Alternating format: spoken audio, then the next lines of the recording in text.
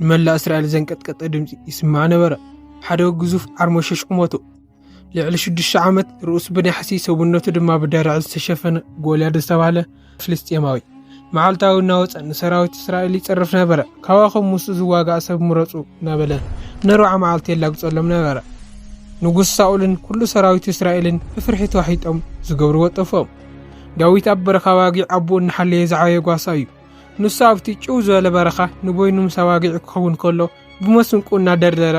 ንፈጣሪኡ ይዝምርን የመስግን ነበረ እዚ ናይ ብሕቲ ምስ ኣምላኽ ዝነበሮ ሚስጥራዊ ዝምድና ድማ እዩ እቲ ዓብዪ ሓይሊ ዝነበረ ኣብዚ ግዜ እዚ እዩ እቲ ንእሽቶ ጓሳ ዳዊት ናብ ኣሕዋት ምግቢ ሒዙ ዝመፀ ዳዊት እቲ ፀራፊ ፊልስጤማዊ ንሰራዊቱ ያው ኣምላኽ ክፀርፍ ምስ ሰምዖ ልቡ ብቕንዓት ነደደ እዚ ዘይተገዘረ ፊልስጤማዊ እዚ ንሰራዊቱ ያው ኣምላኽ ክፀርፍ መን ይበለ ዳዊት ናብ ንጉስ ሳኦል ቀረበ ሳኦል ግን ንስኻ ገና ህፃን ኢኻ ንሱ ግን ካብ ንእስነቱ ጀሚሩ ተዋጋኢ ብምባል ክንዕቆ ፈተነ ዳዊት ግን ኣነ ኣባጊዕ ዓቦይ እናሓለኹ አንበሳን ድብን ቀቲለየ እቲ ካብ ኢድ አንበሳን ድብን ዘድሓነኒ ኣምላኽ ካብ ኢድ እዚ ፍልስጤማዊ እውን ከድሕነኒ ኢሉ መለሰሉ ሳኦል ንዳዊት ድሩዕን ጭራውን ክኸድኖ ፈተነ ዳዊት ግን ኣይለመድኩዎን ብምባል ኣውፅኦ ዳዊት ዝተኣመነሉ ንዋይ ሰብ ዝሰርሖን ሓፂን ዘይኮነስ ኣምላኽ ዝሃቦ እምነት ነበረ በትሩ ሒዙ ካብ ወሓዚ 5 ልሙፃት ተኣማን መረፀ ንጎልያድ ክገጥሞ ድማ ናብ ስንጭሮ ወረደ ጎልያድ ነቲ ቆልዓ ምስ ረኣየ ኣነ ከልቢ ድየ ብበትሪ ትመፀኒ ብምባል ንዓቆ ዳዊት ግን ብትብዓት ከምዚ ኢሉ መለሰሉ ንስኻ ብሰይፍን ብጭራን ብኹናትን ትመፀና ኣለኻ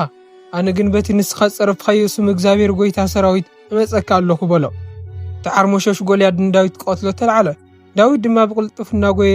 ሓንቲ እምኒ ካብ ከረጢቱ ኣውፂኡ ብወንጭፍ ወርወራ እታ እምኒ ብመለኮታዊ ሓይሊ ተደፊኣ ኣብ ግንባር እቲ ሓያል ጎልያድ በፂሓ ወቕዐቶ እቲ ነሩዓ መዓልቲ እስራኤል ዘንቀጥቀጠ ጎልያድ ብገጹ ናብ ምድሪ ተደፍአ ዳዊት ሰይፍ ኣይነበረን ስለዚ ናብቲ ዝወደቐ ጎልያድ ጎዩ ባዕሉ ሰይፊ ጎልያድ መሪሑ ክሳድ ቆረጾ ኣብታ ሰዓት እቲ ፍልስጤማውያን ሃደሙ እስራኤላውያን ድማ ዓብዪ ዓወት ረኸቡ ታሪክ ዳዊትን ጎልያድን ዘምህረና ዓወት በዝሒ ሰራዊት ወይ ብሓይሊ ሰይፍ ዘይኮነስ ብሓገዝ ኣምላኽ ምዃኑ እዩ ልሙን ኣብ ህይወትካ ከም ጎልያድ ዝገዘፈ ፀገማት ሕማም ወይ ፍርሒ ክገጥመካ ይኽእል እዩ